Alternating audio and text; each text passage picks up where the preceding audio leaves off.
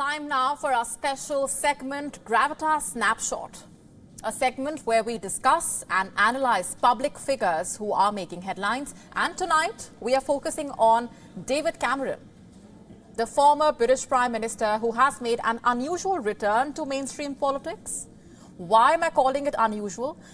Because Cameron, who was once at the helm of affairs in the UK, has taken charge as the country's foreign secretary, a decision most leaders who have been at the top office tend to avoid, given the stark contrast in the stature of the two posts.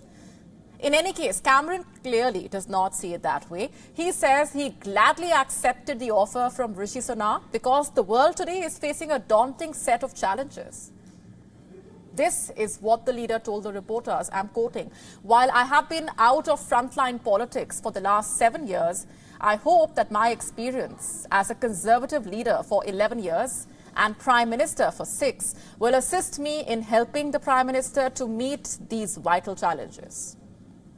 The question is, why did Cameron agree to taking up the post of Foreign Secretary? Is it because his premiership ended in scandal? Is it because of his failures as Prime Minister?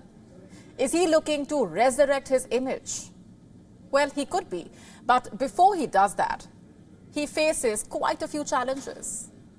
To start with, his appointment has triggered a lot of criticism regarding his warm relationship with China, a closeness that is at odds with the Conservative Party's current stance. You see, as Prime Minister, Cameron famously ushered a quote-unquote golden era in the UK's ties with China. The era ended soon enough, but Cameron's ties with China did not. In fact, just earlier this year, he was enlisted to drum up foreign investment for a controversial port project in Sri Lanka, the Colombo Port City project. This is part of Xi Jinping's Belt and Road Initiative. China's decision to rope in Cameron drew severe backlash, but his office said that Cameron had no direct contact with the Chinese government. Then why was he lobbying for the Chinese project? And by doing so, wasn't he promoting China's aggressive geopolitical ambitions? These are the sort of questions being asked now. That's not all. After stepping down as Prime Minister, Cameron also served a brief stint as the Vice Chairman of the China-UK Investment Fund, and this also raised concern about his close links with Beijing. In fact, reports claim that this appointment was in part engineered by the Chinese state. These reports were apparently based on a UK Parliament's Intelligence and Security Committee.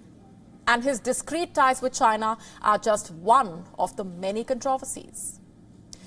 You see, David Cameron was also involved in the Greensill scandal.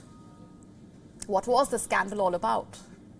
Well, Cameron basically lobbied on behalf of the Greensill Capital, a company in which he held a personal economic interest. He apparently lobbied among ministers and high-ranking civil servants to raise funds for the company. He was accused of asking them to allow the company access to the British government's coronavirus loan support scheme. But despite these controversies, Cameron has been named UK's Foreign Secretary.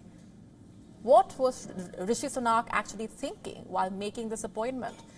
Is he looking to benefit from Cameron's connections globally? If the answer is yes, how then will 10 Downing Street justify the many scandals that Cameron has been at the center of? We will keep asking these questions until we get an answer. WION now available in your country. Download the app now. Get all the updates on the move.